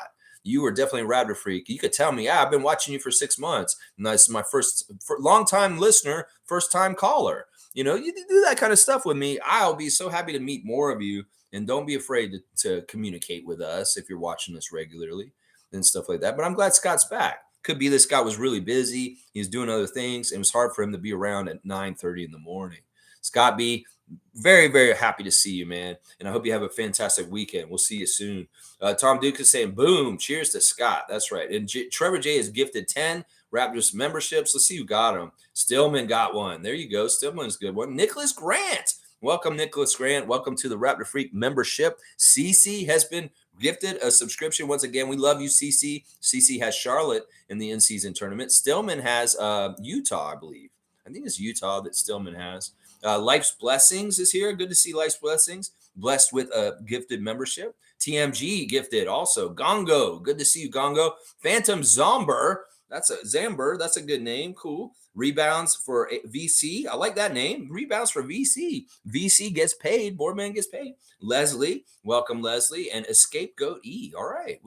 We see who our lurkers are. Just kidding. We love you guys. You don't have to participate in the chat to enjoy the Raptor Freak stream. That's for sure. Tom Dukas got Goat Trevor. Yeah, that's 10 gifted memberships. I don't know, Tom, how many more emoticons does that unlock for our channel with 10 more members all of a sudden? Thank you, Trevor. It's so gracious of you to gift so many memberships to so many people. Cowboy saying, you forgot Cool Cat, Trevor. You forgot Cool Cat. What about Cool Cat? We love Cool Cat. Let's see. Scott B saying, North End Roofing and Renos, Lex never wanted to correct you, but I'm not a nameless type guy. I appreciate the love. Yeah, no problem. I'll put you on blast every time you come in here. It's North End Roofing and Renos is his company. So if you need some roofing stuff done and renovations around your house, Scott B can come help y'all with his company, North End Roofing and Renos. I'm pretty sure he's in Toronto, but he may be in another city area. He might be in Ottawa. I'm not totally sure. But either way, yeah, if you guys need help, Scott B can help you. Look up North End Roofing. Yeah. Ooh. Sneeze. Hang on. All right. G saying, OG Defensive Player of the Year. Let's make it happen. That's right. Let's get that campaign going. Get those wheels going. Yeah, I'm all about that. Cowboy saying, later, Scott. Bam. And everyone smash the like button. That's right. Country Kong's here. Good to see Country Kong. Good morning, Raptors freaks. Bonjour. Lex, the results are in, and the in-season tournament is a hit. Holy great news and fresh marketing ideas, Batman. I love the courts. Playoff level games in November. Hello. See, look. Country Kong's totally bought in on it. He likes the flashy courts. He likes the higher competition in November. Yeah. See, I had a feeling this would happen. Sometimes people just don't like changes. And they're like, what is this? This just sounds stupid. Why do they got to do this? Y'all are just being haters. Come on. Let's see how it goes and see if you enjoy it. And then maybe you'll be like, I was wrong. I like it. I really do. Cowboy is saying alley-oop to Country Kong. Yeah. All right. We'll do that for sure. Country Kong is getting an alley-oop from Bradley. Where is Country? There's Country Kong right there. Bam. All right, let's see. G saying last season, Giannis averaged 31 points per game and now is at 24. Siakam was at 24 and now is at 17. Both went down by 7 points per game. Joker averaged 24 and a half their chip year. Seems team ball is being pushed more. Yeah. In some ways, it's weird because Siakam's numbers are really good without the 2 Philly games. Like I've seen stats of him with and without the Philly games, the 2 games where he didn't play as well because of Nick trying to stop him. And his stats look okay. They look more like normal for him for the year last year. So in some ways, it's like if you take those 2 Sixers games out, Siakam's numbers look better and more like they should, is what I'll say. So yeah, Joker, that's interesting. Well, team game that's the way basketball should be played. If you want to be a winning team, you should play like a team, is what I say. G saying these numbers can change, but found it interesting. The Joker is the MVP and doesn't need to average near 30 points per game. I like Denver's style. Yeah, he's a really good team player that gets a lot of stats in within the team structure of what they're trying to do, and that's why he's one of the best. He's absolutely one of the best. Cowboy saying, "Bless you, Lex. Bless you, Canadian Cowboy, and the people at Tada. We love you guys. You and your brother, your mother, your girlfriend, your kids, everybody. We love you guys so much." Peter's here. Good morning to Peter Saborin. Just for Peter showing up and saying hi. Peter's getting a dunk because we know we get David all the time, but we're getting Peter today. So we're going to get Peter a dunk for fun. Yeah. And Peter, I believe you're taking on Cowboy in the fantasy basketball right now or something. A Cowboy saying this Spurs game is going to be interesting. I can't wait. I'm excited to play against Wemby. I'd like to beat them. I really think we can. In certain ways, we have some things that are better for beating them than the Suns. And some of that is just pure great talent that's very quick and strong. And in some ways, we may be able to irritate Victor a little bit better than some other teams because of our very good defense. It's a very interesting battle. The very, very insanely long length and talent of Victor Wembanyama against the Raptors' really good defense. Honestly, we have one of the best defenses in the league. And it's going to be fun to see all the teams in the league try and score on us because there's going to be times where nobody can score on us, and that has already been happening. Yeah, it's pretty cool. Peter in the house. In the house. Where is he? He's in my house. Country Con saying, Lex, seeing Scotty play like this, you, Tom, Fiercey, Amit, me, and all the other members of Scotty's Twitch family, I truly think we had a bit of an impact on his confidence. Our glazing paid off. I'm gonna give you a dunk for that one too. I don't know if that's totally true. The one thing I will say, the one thing that I have said consistently in Scotty's Twitch channel is that Scotty can do whatever he wants on the court.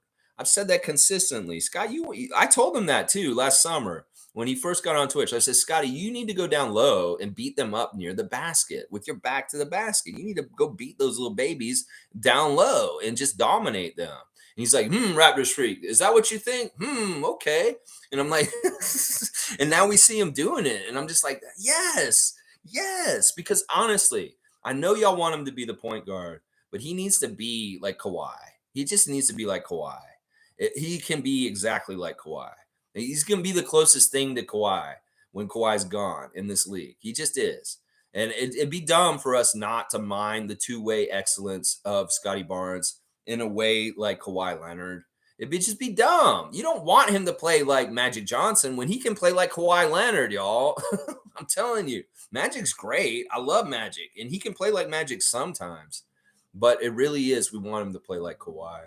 The three people I said he was like when he came in the league, and people laughed at me. They said, oh, you're crazy, Lex. I said Magic Johnson, first of all, for his court vision, his fast break, and the way he can play in the transition. Magic Johnson with his vision. And then Kawhi for his low post stuff. And then the third player was Tim Duncan. And everybody's like, holy shit, you think really highly of him. And I'm like, yeah, because he can do a lot of the things that all three of those guys do on the court. And that's very rare that you got the Magic Johnson package of like passing and unselfishness and looking for people up the court. And then you've got the low post dominance where nobody can stop him and he'll offensive rebound and he'll just put it up over people. And then on the defensive end, that's where I compare him to Tim Duncan because there is a certain kind of shot blocking that he's developing right now that's very Duncan-esque. And he can be that top kind of rebounder and team defender that is so helpful to a team. And that's why I put those three names next to his name in his rookie year. I was saying this shit in his rookie year when there's no sure signs of it. And now it's coming true in his third year. And I love it. I love it so much. So in some ways, yeah, I don't know. He doesn't need our encouragement. He's probably got a lot of really good encouragement in different places, whether it's from the team and his own trainers and the way that they talk to him and tell him that. But I always believed in him. I always believed that he could be like those three players I just mentioned. And he can show signs of all three of those players in one game at different times in the game. Yeah, I love it. I love it so much. And yeah, Scotty Barnes Twitch family forever. We are badasses. And I love that we have a connection to him and that we were a part of his, it's crazy. We've gotten to talk directly to Scott. And that's amazing. In some ways, he knows our names, and that's awesome. Tom Duke saying 100% Kongster.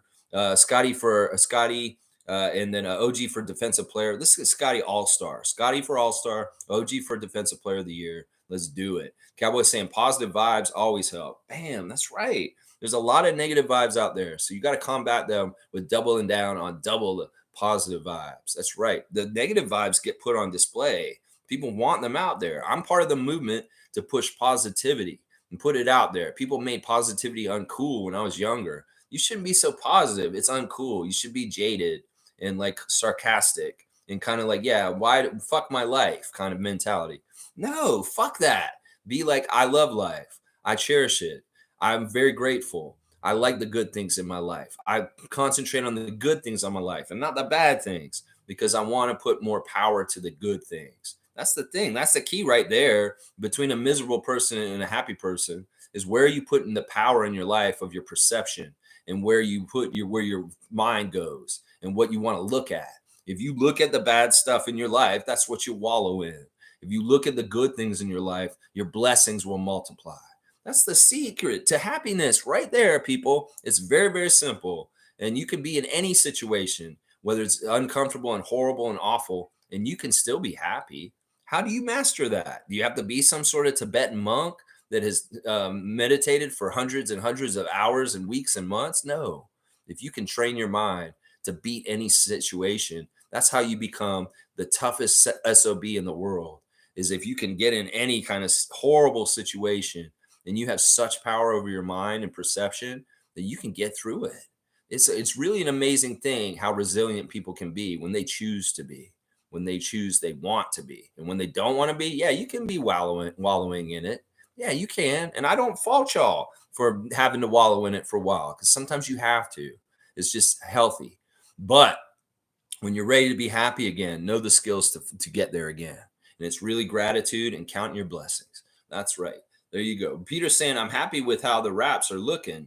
Obviously, some adjustments need to be made, but I believe we'll be in the playoffs without the play-in. I hope you're right, Peter. There's no guarantees. In some ways, I'm like really right in the middle. I could see it being like we might miss the playoffs. I could see it being what you just said. I hope it is what you say. I hope it is. But in some ways, I'm tempering my expectations and I'm ready for whatever. And in some ways, I'm not going to be upset in some ways. Like some fans may get really upset about how the season goes. I don't want to do this. I want to have unconditional love and support for the Raptors this season, whether they're winning or losing, and just allow Darko and the guys to get his new system set up. Because in some ways, you can't really judge them on the L's this year when they're in a work in progress mode. So yeah. I hope you're right, but in some ways, I'm ready for the worst also, and I'm ready to be unconditionally loving this team. I want more fans to be unconditional with their love and support for the Raptors and stop making conditions about wins and losses the factor whether you have support and love for this team. That's what I'm saying. Yeah, Stargate saying yes, basketball is a team game. Too many fans nowadays are all about the individual player and not the team. They fell for the NBA Jedi mind trick marketing scheme to push individual players over the team. Yeah, in some ways they can have more power in the individual than over the team. And I get that's why partly that they do that. Stargate's getting a dunk for a great comment. And good morning to you, Stargate. Hello. Cowboys saying, Suggs who? Yeah, let's go. Barnes. That's right. Is the debate still going? Are Franz people still saying it's Franz? Are Mobley people still saying it's Mobley? No, they're not. That's for damn sure. Franz people may still have an argument with us. Cade people, I don't know. Cade people, are you still trying to make the argument against Scotty being who's the best player from that draft class? It's Scotty. Y'all need to just open your eyes and understand this. Franz Wagner cannot dominate like Scotty can in the way that he does it. I don't see Franz Wagner going down the low post and beating people up down there. No, he can't do it. So Scotty's the best player. It's like who's doing what Scotty is doing right now out of any draft class from recently? Seriously. In some ways, he's like he's doing stuff that nobody's been doing in the last couple years. Victor is a whole other kind of thing. Stargate saying they've been on that tip since Jordan. Well, it's about to change. We'll have to see how it changes. Hopefully it does. In some ways, it kind of it benefits the league to not be so individual doting. Seriously, in some ways, you have caused this player empowerment movement to a degree with the way you market them like this, Adam Silver. In some ways, you don't like the player empowerment of James Harden demanding trades and going all over the place. Well, you made this kind of like you're the Frankenstein, Dr. Frankenstein. You made the monster, bro, that makes this all happen like this in some ways because the way you marketed the league in some ways. Peter's saying Scotty will be an all-star this year and soon to be a superstar. I think he's already a superstar, but he will hopefully be an all-star this year. I hope that the fans vote him in. Seriously. In some ways, it could happen if he gets some better highlights. In some ways, Scott, if I get a chance to talk to you on Twitch, I'm going to tell you that when I see you on Twitch next in the comments. I'm going to say, Scotty, if you want to be an all-star this year, you're going to have to dominate and win some games, maybe get a game winner. And also, you need to have some really good highlights that get the attention of the common NBA fan down south of the border. And then possibly you could get a lot of momentum with votes and get voted as a starter for the East in the All-Star game. I know there's some heavy competition at that position, but listen, this is the way Vince did it. You got to have overwhelmingly badass athletic skill kind of like dunks or like plays that you do, and it'll open eyes up. And what thing happens is people see this stuff and they're like, I like this kid. He's fun. Like I have to appreciate and respect what he's doing. And boom, all of a sudden you are getting voted to start for the All-Star game. So it really is a combination of having some really good highlights along with some bona fide, I won this game for the Raptors tonight because I carried them at the end of the game and I hit a big shot that put them on top. You do this in a couple games this fall, like in a big way, and you get that attention, I could see you starting in the All-Star game.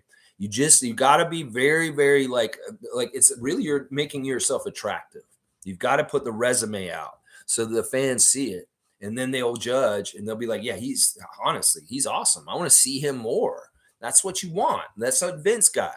Everybody said, oh, I want to see Vince more. I want to see Vince more. Well, they voted him to start in the All-Star game over Jordan. And in some ways, you want to get to that point of popularity because you just play in a certain electrifying way that it's so attractive, is what I'm saying. Yeah. Let's see. Let's see. Cowboys saying, you know it, Peter. 100% change your lineups. That's right. You better change your lineups because Cowboys kicking your ass in the fantasy league, I believe. Wayne saying, guys, what's our expectations on Darko changing up the roster on the in-season games? I have my ideas, but what does the freaks think? You know, you're talking about playing different personnel for the in-season tournament games. Maybe that could be true. This is a really good point by Wayne, that in some ways those games matter more because there's more on stake as far as money and prestige and trying to win it. Could we see more Otto Porter, Thad Young, Garrett Temple kind of players in the game against Boston that we're going to go to 2 weeks from tomorrow? 2 weeks from yesterday? Could be that he's not playing as much Grady and he's playing more Garrett because of their veteran leadership and not as many mistakes. And this game matters more. In some ways, that makes sense. You play more, like less. You want to play as perfect basketball as you can. Don't put your inexperienced people out there as much for the in-season tournament games. Really interesting point, Wayne. And I'm going to give you a dunk because I did not think about this. And I like that you're thinking ahead like this. This totally makes sense. I hope he does go with the more vet kind of lineup just to have more stability and maybe not too much shakiness. Where's Wayne Strainer? He's on here, right? I know he's on here. Where is he? I gotta find him real quick on here. There he is. I got him. All right. I don't know. Maybe I should alphabetize the names on this dunk list. Let's see. Cowboy saying, I love it, Wayne. Let's grow Darko. That's right, Cowboy. That's right. Never stop being enthusiastic. Barnes will be the face of the NBA. Well, I don't want him to be the total face, but if he's one of the faces, that'd be good. Peter saying, I'll guarantee it. Charles Barkley doing Charles Barkley.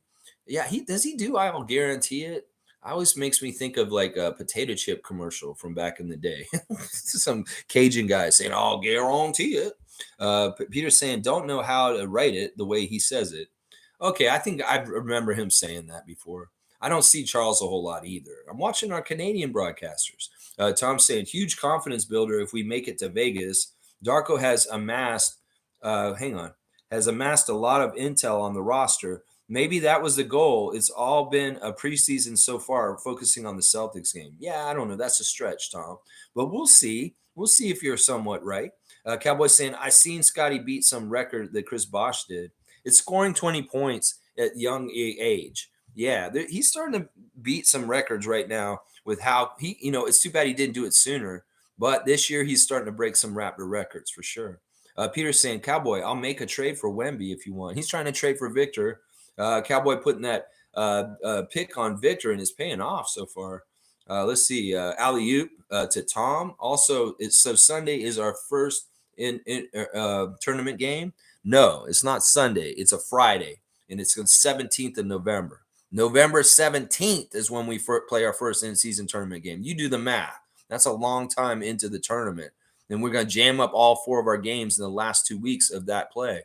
Instead of having one each week, like a lot of these teams are. The Nets play an in-season tournament game once a week over the whole month. Meanwhile, we wait half the month, and then in the second half of this month, we jam all 4 of our in-season tournament games in over 2 weeks. So, yeah, that's a little fishy to me. A little fishy. They're jamming up the Raptors in different ways. Jamming us up with games at the beginning of the season and jamming up our in-season tournament games all in 2 weeks. So, yeah, Cowboys saying make an offer if you want Victor. Tom Duke saying, no, I think our game isn't until Celtics game on the 17th. That's right. That's right. Peter is killing me. So he's beating you. Okay, so you're losing. All right, let's see. Stargate saying Bulls fans are starting to go in on their team as well, just like some of our fans are doing the Raptors. They're talking about trading and tanking now too. Yeah, in some ways they're somebody that's very similar situation as us. And you see their losing is causing people to dissent for sure. And there's going to be a lot of that with our fan nation too. Hopefully the people that are just not invested will take off and just not pay attention, go away. People that are invested and are still hanging around and just being negative ninnies, well, we'll fight them. But otherwise, if the team gets really bad or we have problems like the Bulls are having right now, hopefully the people that don't care enough will just leave. And not enough of them will hang around and still be negative. If they are, we'll fight them. We'll fight them ourselves. And we'll drown them out with our own positivity in the absence of most of them just giving up and walking away. That's what I'm hoping. Now, if these people are so deranged and they just want to kick us while we're down and stick around and keep kicking us, well, that's when we step up and get in between them and the team on the ground, them kicking them. Yeah, we say, no. I'm going to stand here, and I'm not going to let you kick the team while they're down. Is what I'll do. Yeah. Let's see. Cowboys dapping Tom and Peter saying people that want tank now are out of their minds, in my opinion. Who are they tanking for? Do we, Scotty, to become accustomed to losing? Definitely wouldn't be my thought process and strategy. Yeah, we've gone over extensively in the last couple of weeks why tanking is a horrible strategy for a team to take on. And in some ways, it's being discouraged by the NBA. And it's just not, it shouldn't be a viable plan for any franchise in this league. Some people are saying, well, it's worked for people.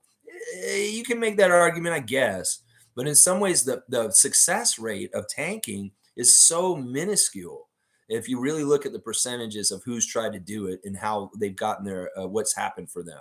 This doesn't really add up to championships when you tank. It really doesn't in a lot of ways. Cowboys saying, so you guys are going to the first game? Yeah, we are. We got tickets already. Tom's coming to Toronto for this. He's coming on the 15th or something like, or 14th. And we're going to the Milwaukee game on the Wednesday, the 15th. Then on Sunday, on Thursday, on the 16th, we're doing the Raptorsfreak hangout at the Real Jerk, playing karaoke and watching games and just hanging out, having good food. Real Jerk, Carlaw, and Gerard on Thursday, the 16th. And then on the 17th, the first in-season tournament game against the Celtics. And Tommy Dookie and myself, Isaac Campbell's coming from Ottawa. And the Saborin brothers will be there with us. And also Greg, I believe. The Gubstown Clink is supposed to be there with us too. So we got a good little group, Bradley. And we're down. We got some good seats, but they were expensive. And yeah, in some ways, if you can get in the building, you want to come down there and be around us for that, that'd be awesome. If not, we're doing the hangout the night before and not at the building. If you can make that at Real Jerk, that's good too. So yeah, we can figure it out. Yeah, Tom Duke's saying, yeah, woo. He's going, yeah, all right, let me try and wrap this up. I got a me too. We got a me. I got a me. Tom Dukes, I got a me. Bam. All right, let me see. What am we do real quick? We're celebrating Jack Armstrong today, in season tournament. Let's see what else. We'll do the Raptors Instagram check real quick. Ron Harper Jr. is remembering. I guess it's his uncle. I'm gonna guess it's his uncle. Terrence Lamar Harper, honoring our beloved. I think he passed on. And Ron's introspective about people that have passed right now. He's got a picture of his uncle with Michael Jordan. That's pretty interesting. That's sad. It's sad when you deal with the loss of a loved one. And it seems like Ron is grieving. I think it's his uncle. Honestly, I'm not totally sure. And he's saying, yeah, the toughest days of the year. Keep resting easy, my man. So he's like remembering people that passed right now. Thad Young's got 2 champions in Arlington. He's celebrating the Rangers winning. So he's really proud of the Rangers. And then there's some other team that won too. I think it's Arena Football. And then he's got clips of them in the airport going to places with the kids, Shakina and Thad. Of course, Shakina is very much an advocate about wearing a mask and practicing safety during the pandemic, y'all. So be smart. Monique's answering Raptors trivia on her Instagram, and she's got the gold new City Edition jersey on blast there too. And then, of course, we just recently had the anniversary of the Raptors' first game in the last couple of days. Always good to look back at our milestones and where we came from. And the Raptor coming out of that egg way back at Skydome many, many years ago. Dennis Schroeder's on an elevator somewhere in Texas, and he's got his little bag, and he's got a smile on his face. I like to see that. Let's see. Marquise Noel has got Kansas State coach Jerome Tang on blast. That's what's going on with him. Slim Duck has got some funny guy saying, y'all are delusional. You're delusional. And then the guy's saying, you spelled sensational wrong, shorty. I love it. I love Chris. And that in some ways, that is the way Raptors fans should be. When people say we're delusional, we need to tell them that you spelled sensational wrong. We see Matt and Jack doing a Ford commercial on the Raptors official Instagram. I don't know what this competition is, but yeah, there's some Ford Raptors competition. Ford drills and skills. I guess grow into a pro, bring your kid down and they can do some skills. Maybe you win a Ford. I don't know. OG was in the Raptors broadcast stream, and there's the ad for OG's episode of Open Gym. It's the Raptors' birthday yesterday, so everybody was celebrating the birthday of the Raptor. And there's a funny picture of him with Christian Coloco, him trying to carry Coloco. Happy birthday to the Raptor. We found out yesterday about Gillette's new Team Smooth and Team Styled. The 2 Raptors that are in the Gillette campaign for this year are Grady Dick and Gary Trent Jr. Grady Dick is Team Smooth. That young man is 19. Does he need to shave already? Because sometimes I look at Grady and I'm like, does that man really need to shave? Well, being a guy of the same complexion, I know that I have lighter facial hair that does grow out and it can look a little prickly. And Grady probably does need to shave. So Grady is Team Smooth for Gillette this year. The ad campaign got revealed yesterday. And Gary is Team Styled. So instead of OG and Fred doing that this year, it's Gary and Grady doing Team Style versus Team Smooth. I don't like Gillette causing these divisions in our team like this. How dare you, Gillette, put Grady versus Gary and Team Styled and Team Shaved. There's your Raptors Instagram check. They are doing Gillette commercials is basically what I'm saying right now. Yeah. All right. Let's see. Yeah, that's about it. I don't know if there's much more to talk about. We'll get done now. Let's see who else has been in the chat since I was doing that. All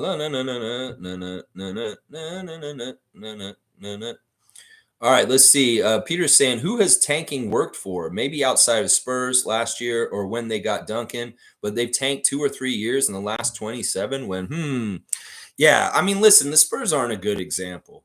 In some ways, they're really smart about how they go into down years to get ready for big people coming in. And that's what they did. In some ways, people will say, oh, they did it with Duncan. They did it with Wemby. Yeah, well, in some ways, that's part of Popovich's genius is that he can have his team get really bad. And it's not that he's trying to lose. They're not trying to lose. As I said many times before, they're just putting not very good talented teams on the court, and that doesn't add up to winning. And boom, they get victor. And that's what happened with them. But they're winning now very quickly.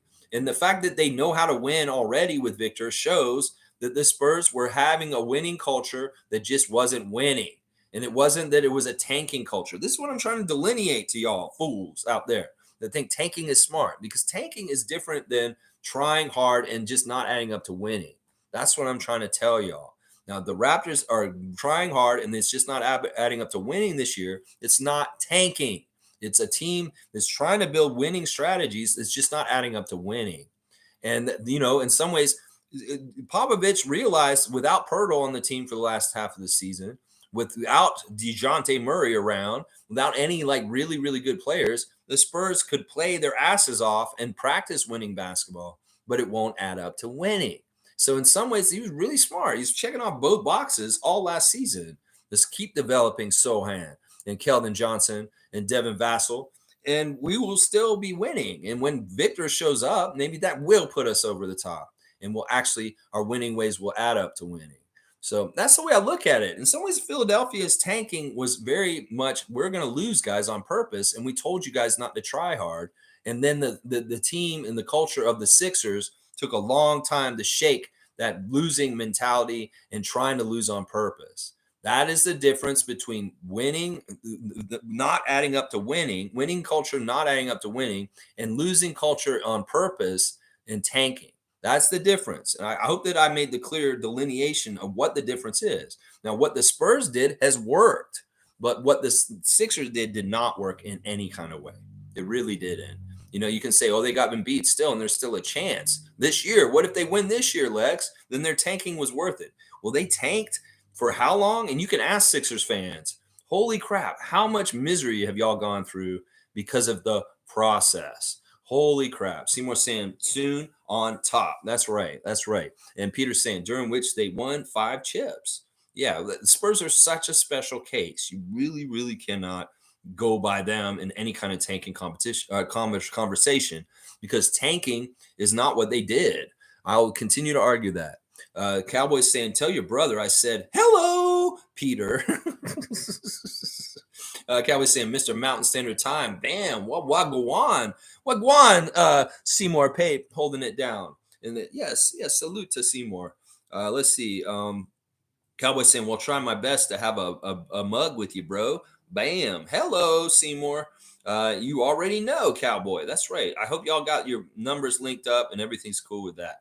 Let's see. Tom Duke saying, Cowboy, let's grow Raptors. A sensational stream, Lex. Thank you. Thank you, Jack Armstrong, for being a very passionate, enthusiastic color commentator for the Raptors for 25 years. We love you, bro. Scotty loves you too. He enjoyed doing the Subway commercial with you recently. And he also said, Jack's my dude. So Scotty has fully endorsed Jack Armstrong to be a badass in his life. He loves Jack too. So yeah, Seymour saying between Matt Thomas, White Wieskamp, and Dick, who's got the best shot? No Trent Jr. Man shoots bricks. Between those 3 guys, I don't know. There's not enough evidence or like time with Grady for me to fully form my opinion on him. I know it's not Joe Wieskamp.